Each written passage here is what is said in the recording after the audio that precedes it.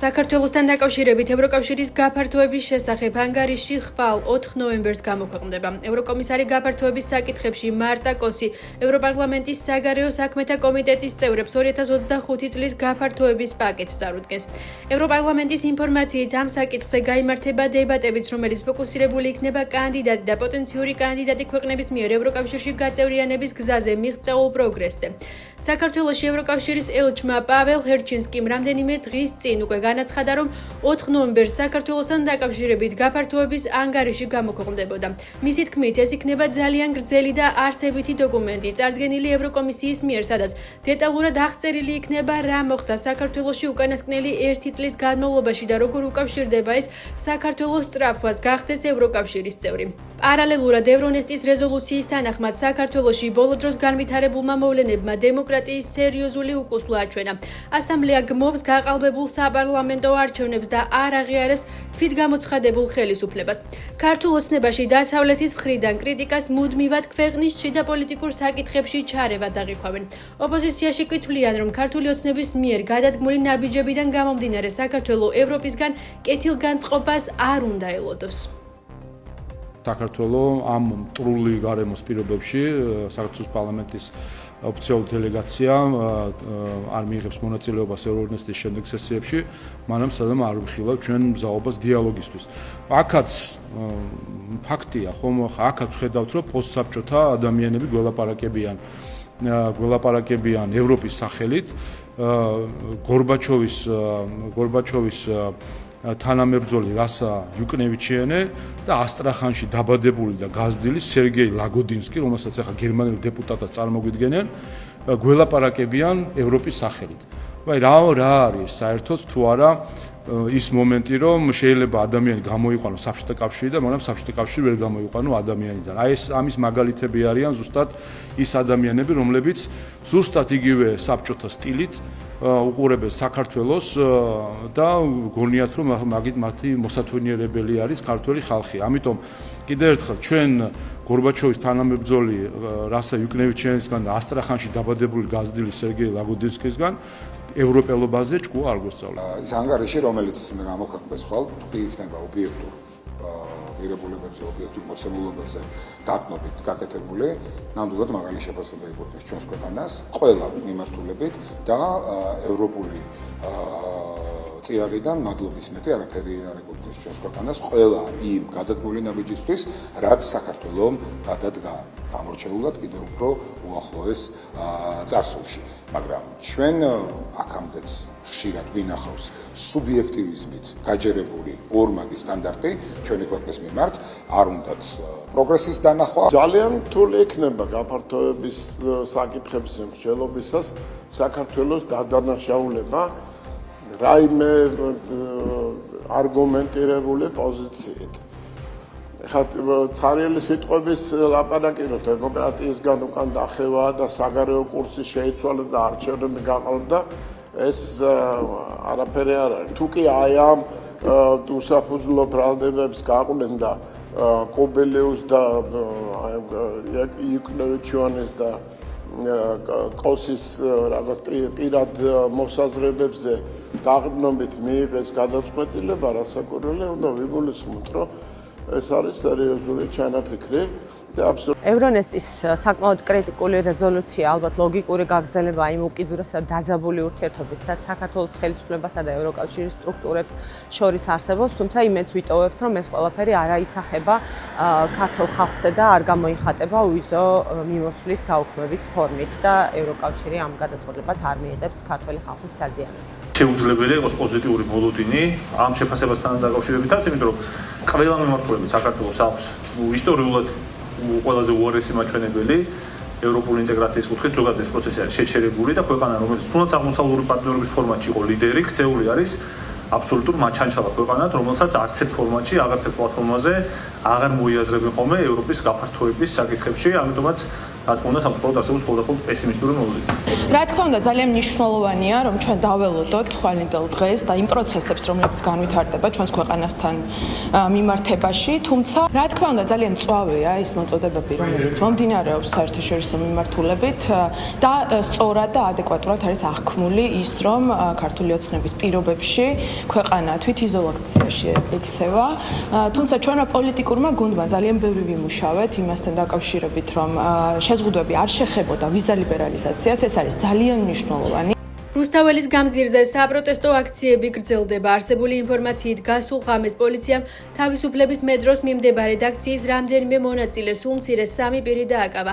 აქციის მონაწილეების ინფორმაციით მათი დაკავება სავარაუდოდ გზის გადაკეტვას უკავშირდება. დაკავებულებს შორის არის 71 წლის აზა ჩილაჩავა, რომელიც 22 ოქტომბერს სასამართლომ ადმინისტრაციულ სამართალდამღვევად ცნო, სიტყვიერი შენიშვნა გამოუცხადა და გაათავისუფლა. მას ედავებოდნენ სახის დაფარვას. დაკავების შემდეგ ჩილაჩავა დიღმის იზოლატორში გადაიყვანეს, მან მშრალი შიმშილობა გამოაცხადა. რატო პროვოცირებთ? რატო პროვოცირებთ? რა ვესაუბრებ? რატო თვლი რომ ეს პროვოცირება? პოლიცია ასრულებს თავის მოვალეობას. ხო და მე არ მომწონს რასაც თქვენ აკეთებთ ისა რა, შემიძლია რომ ვთქვა? თქვენი აზრი. ხო, ჩემი აზრია და ამ ვაფიქსირებ. ქვეყანაში პოლიცია ასრულებს ამ ქვეყანაში პოლიცია ძალადობს. არაფერს არ ძალადობს. კი, ძალადობს და უყურეთ კადრები, ნახეთ. მთელი ძალადობაზე და ძალმომრეობაზე, რომელსაც ერთი მუჭა რადიკალები $1.5 ქალაქის წინააღმდეგ ახორციელებენ, ცხადია რომ მხოლოდ ამ რადიკალებზე დავალების მიმცემები და თვითონ ეს რადიკალები არიან პასუხისმგებლები კაფიოდ, ცალსახად კანონმა გაითვალისწინა კონკრეტული მოცემულობა.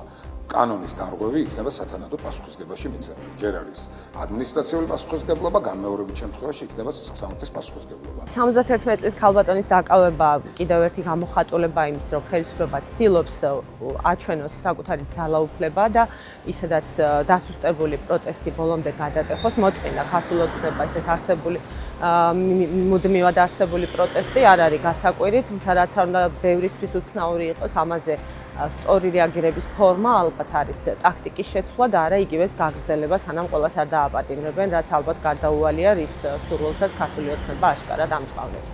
ნაციონალური მოძრაობა, ახალი და ლელოის 3 პოლიტიკური პარტიაა, რომელთა გაუქმების მოთხოვნით მმართველმა გუნდმა საკონსტიტუციო სასამართლოს უკვე მიმართა. გადაწყვეტილების მისაღებად სასამართლოს 9 თვიანი ვადა აქვს.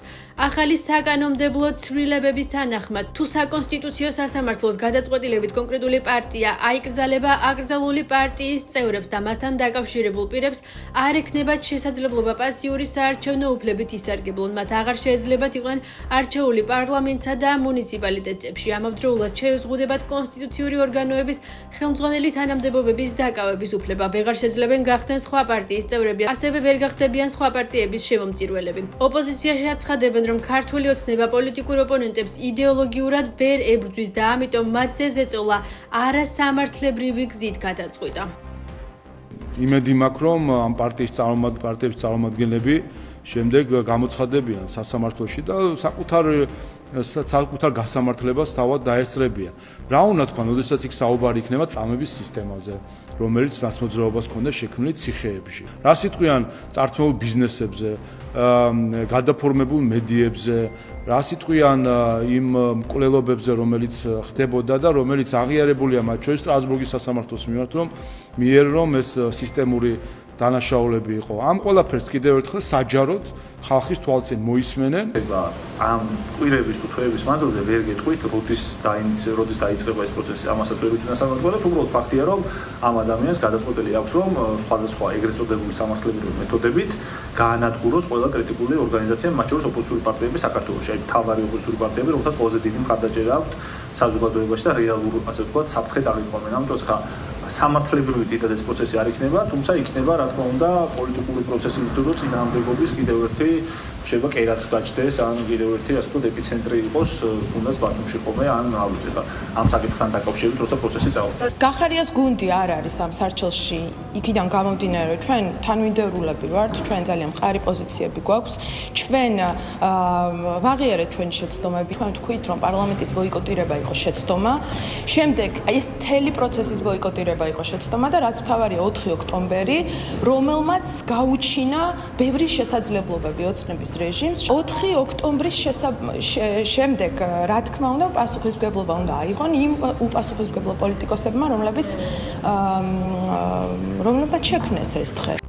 საქართველოს შინაგან საქმეთა სამინისტროსა და განათლების, მეცნიერებისა და ახალგაზრდობის სამინისტროს ინიციატივით ანტინარკოტიკული კამპანია იწყება. გავრცელებული ინფორმაციით, პროგრამის მიზანია მოზარდებში ფსიქოაქტიური ნივთიერებების მოხმარების პრევენცია და ჯანსაღი ცხოვრების წესის ხელშეწყობა.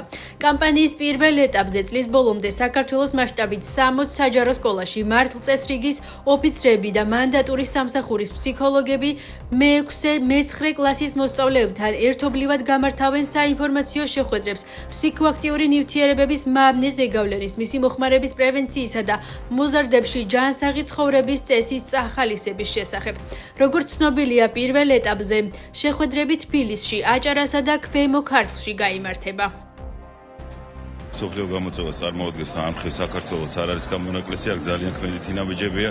გადაიდგა ბოლო თვეების განმავლობაში საკმაოდ კარგი შედეგები გვაქვს და ჩვენ როგორც არაერთხელ გავაჟღერეთ, რომ კიდევ დამატებით განვახორციელებთ სხვადასხვა აქტივობებს და ამ აქტივობების ერთ-ერთი ნაწილი არის ეს და მე მოხარული ვარ, რომ შინაგან საქმეთა სამინისტროს და განათლების, მეცნიერების და ახალგაზრდობის სამინისტროს ერთობლივი ანტინარკოტიკული კამპანიას ვიწყებთ საჯარო სკოლებში, რომლის მიზანი იქნება ნარკოტიკული ნივთიერებების მავნებლობის შესახებ ცნობიერების ამაღლება და ჯანსაღი ცხოვრების წესის დამკვირვების ხელშეწყობა. ეს არის კამპანია, რომელშიც მანდატურის სამსახურის წარმომადგენლებთან, ფსიქოლოგებთან, სოციალურ მუშაკებთან ერთად ჩართული იქნებიან მასწესრიგის ოფიცრები და პირველ ეტაპზე პილოტურ რეჟიმში, რომელიც ნოემბერ-დეკემბერში განხორციელდება, 60 სკოლა არის შერჩეული, რომელთაგან ნაწილი არის თბილისის, ნაწილი ქვემო ქართლისა და ასევე აჭარის ავტონომიური რესპუბლიკის 10 სკოლა არის წარმოდგენილი. ამ შეხვედრების ფორმატში ახალგაზრდებს განემარტებათ და დეტალურად იქნებიან ისინი ინფორმირებული იმ მავნე შედეგების შესახებ, რაც ნარკოტიკული საშუალებების მოხმარებასთან არის დაკავშირებული. საქართველოს შინაგან საქმეთა სამინისტროს მიგრაციის დეპარტამენტის თანამშრომლებმა უცხო ქვეყნის 121 მოქალაქე საქართველოდან გააძევეს. ქვეყნიდან გაძევებული იქნა ინდოეთის, ირანის, თურქეთის, პაკისტანის, ერაყის, ეგვიპტის, ლიბანის, მაროკოს, ფილიპინების, იორდანიის, ბანგლადეშის, ჩადის, კოტ-დიუარის, რუმინეთის, რუსეთის, ნიგერიისა და სხვა ქვეყნების ჯამში 121 მოქალაქე. მოქმედი კანონმდებლობის თანახმად გაძევებულ პირებს ქვეყანაში შემოსვლის აკრძალვა დაუწესდათ.